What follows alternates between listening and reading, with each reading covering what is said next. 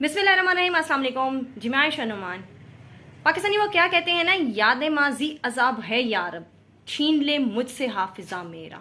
आपको एक तस्वीर दिखा रही हूँ अता तारड़ साहब की, जिन्होंने कुछ ही अरसा पहले एक मुकद्दस किताब आईने पाकिस्तान अपने हाथ में लेकर एक बड़ा ही नाजेबा किस्म का इशारा किया था।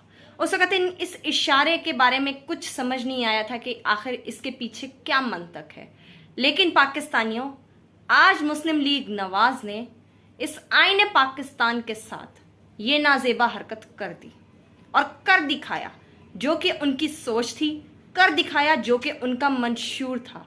पाकिस्तान की तारीख में पहली बार ऐसा स्पीडी जस्टिस शायद ही किसी को मिला हो जो कि मोहतरम नवाज शरीफ को मिला है। ये वही मोहतरम नवाज शरीफ हैं जो कि कन्विक्टेड हैं। ये वही मोहतरम नवाज शरीफ हैं जो कि एक एब्सकॉन्डर हैं। ये वही मोहतरम नवाज शरीफ हैं जो पाकिस्तान की तारीख में आज तक एक इश्तिहारी मफरूर मुजरिम है। ये वही नवाज शरीफ साहब हैं जो कि 50 रुपए के स्टैम्प पेपर पर डील करके यहां से गए थे और इन्होंने 4 हफ्ते में पाकिस्तान वापस आने का वादा किया था, मगर वो 4 हफ्ते कब 4 साल में बदले। और वो पूरी डील किस तरह से जो है एक बेनकाब की गई रिजीम चेंज ऑपरेशन की साजिश के तहत, वो आप सबने देख लिया। पाकिस्तान की तारीख में शायद ही ऐसा हुआ हो जो कि आज और कल इन 2 दिनों में हुआ। और हम ऐसे ही बोलते हैं कि हमारी आला अदलिया जो है 129वें नंबर पर है। किसने बोला है? आप देखिए, ये ताज़ा मिसाल है, ये जिंदा मिसाल है कि पाकिस्तान में जो इंसाफ है वो किस तरह से फ्राहम किया जाता है। जनाब 1:30 बजे जो है पिटीशन फाइल होती है, 15 मिनट बाद उसका नंबर लगा दिया जाता है, ठीक 25 मिनट बाद जो है वो बेंच तश्कील हो जाता है और जनाब आधे घंटे बाद ही जो है ये पूरी समाअत शुरू होकर नैब प्रोसिक्यूटर जो है वहां पर पेश होते हैं।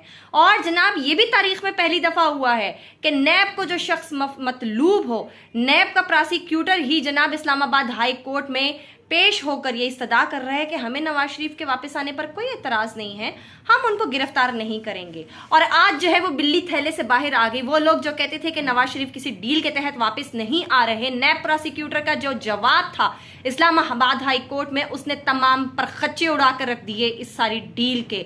नैब प्रोसिक्यूटर ने बोला कि जनाब हमें ऊपर से हुक्म आया है कि नवाज शरीफ को गिरफ्तार नहीं करना, तो लिहाजा हम आपके सामने ये इस्तदा करते हैं, अपील करते हैं कि नवाज शरीफ की जो जमानत है उसको बरकरार रखा जाए और उनकी जो गिरफ्तारी है उसको मुअत्तल कर दिया जाए। अब जनाब ये पाकिस्तानियों, आपके लिए और ये मेरे लिए भी सवाल है कि आला अदलिया के होते हुए आखिर वो ऊपर का ऑर्डर कहाँ से आता है।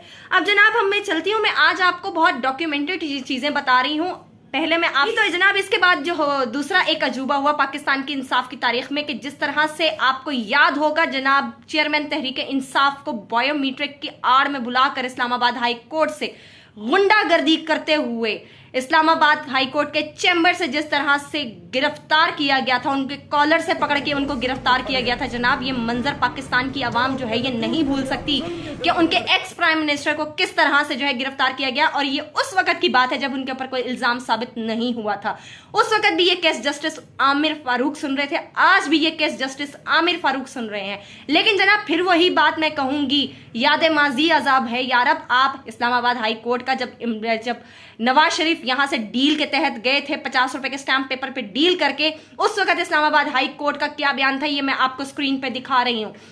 और आज इस्लामाबाद हाई कोर्ट का क्या किरदार है ये भी आपके सामने, सबके सामने जो है अय्या हो चुका है। मैं जनाब ये कहना चाहूंगी कि पाकिस्तान में जो है इस वक्त इंसाफ की जो औकात है वो किसी तवाइफ के पैरों में पहने हुए घुंघरू से ज्यादा नहीं है, शायद उसका घुंघरू भी इससे ज्यादा वक़्त रखता हो। और पाकिस्तान में इंसाफ जो है वो घर घर नाचने वाली तवाइफ जो है वो बन चुकी है और वो अमीरों की तवाइफ बन चुकी है। अमीरों के कहने पर जो है वो नाचती है और अपना रक्स दिखाती है। और पाकिस्तान की आला अदलिया का भी किरदार इस वक्त वही है। अब जनाब बात करते हैं कि किस तरह से जो है ये डील तय पाई है, किस तरह से जो पूरे चुटकुले थे वो बार बार जो है वो छोड़े गए, एक जहन साजी की गई पाकिस्तान की आवाम की। तो ये देखिए मैं आपको स्क्रीन पर दिखा रही हूँ। सबसे पहला बयान जो कि तलाल चौधरी साहब ने दिया था और उन्होंने बोला था पाकिस्तान की अदालतों के साथ जो तमाम मामला थे वो नवाज शरीफ ने आने से पहले मैनेज कर लिए हैं। दूसरा बयान राना सनाउल्लाह का, राना सनाउल्लाह ने जो है ये बरमला कहा कि पाकिस्तान आने के बाद नवाज शरीफ जो है वो एस्टैब्लिशमेंट के साथ कोई लड़ाई नहीं लड़ेंगे, तमाम मामला जो है वो खुशअस्लूबी से लेकर चलेंगे।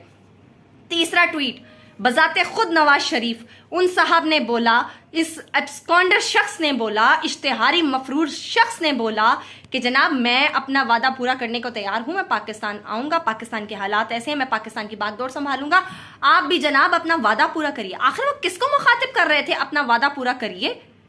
कौन है ऐसा जिसके पास पाकिस्तान में इतनी ताकत है कि वो अदालतों से भी बालातर है और वो पावर कॉरिडोर्स में जो है वो दंदनाता फिर रहा है? कल तो हम शरीफ जो हैं वो जो है ताकतवर हलकों के कांधों पर चढ़कर सियासत उन्होंने शुरू की थी, लेकिन जनाब कल तक जो नवाज शरीफ के बाप थे आज नवाज शरीफ उनके बाप बन चुके हैं। और किस तरह से कांधों पर उठाकर लेकर आया जा रहा है इश्तेहारी मफरूर मुजरिम को, ये सब कुछ आप देख सकते हैं। पाकिस्तान के बहुत से सहाफी जो हैं वो इस वक्त बेजबान हैं, वो ये सच नहीं बोलेंगे, लेकिन जनाब पाकिस्तान के कार्टून जो हैं क्या कहें सच बोल ही देते हैं। ये तस्वीर आपके सामने देखिए, ये जनाब मैं आपको बता दूं ये मैंने नहीं बनाई, ना ही ये मैंने ऐसा कुछ कहा है, ये कार्टून जो बयान कर रहा है वो आप खुद देख सकते हैं। अब जनाब आमिर फारूक वो सुन रहे हैं और यही सेम केस जो है इसी बुनियाद का वो इमरान खान साहब के लिए आमिर फारूक साहब सुन रहे हैं। अब कल जो है कल के दिन में जो कॉज लिस्ट थी इमरान खान साहब के तोशाखाना और जो भी केसेस थे उनके जो कॉज लिस्ट जारी की गई थी उसको कैंसिल करके बरमला जो है फौरी तौर पर नवाज शरीफ के जो केसेस हैं उनको मुख्तस किया गया और उनको स्पीडी जस्टिस फराहम किया गया। अब जनाब हम बात करते हैं कि इंसाफ का जनाजा है तो ज़रा झूम के निकले। पाकिस्तान में जिस तरह से इंसाफ की जो इक़दार नज़र आ रही हैं, जस्टिस काजी फायज ईसा साहब ने जिस तरह से 4 दिन का एक पूरा ढोंग रचाया प्रैक्टिस एंड प्रोसीजर बिल के नाम पर, आपके इंसाफ के ऊपर बहुत बड़ा सवालिया निशान है। आप तो आइन और जो कानून है उसकी पासदारी करने आए थे, उसकी अलमबरदार बन के आए थे, लेकिन जनाब देखिए यहाँ पर आइन की किस तरह से धज्जियाँ उड़ाई जा रही हैं। आप कहाँ पर हैं? आप अब कोई ओपन कोर्ट नहीं लगाएंगे? आप कोई इन कैमरा सेशन यहाँ पर नहीं रखेंगे?